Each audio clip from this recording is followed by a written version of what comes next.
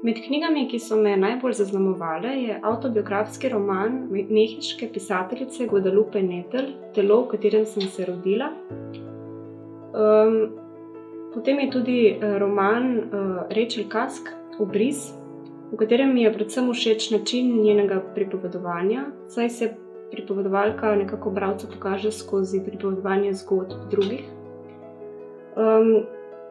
Potem seveda Elena Ferrante s svojim neapeljskim ciklom, predvsem Genialno prijateljico, ki je v bistvu v teh 4 knjigah spletla čudovito zgodbo o ženskem prijateljstvu, ki je zelo, zelo kompleksno.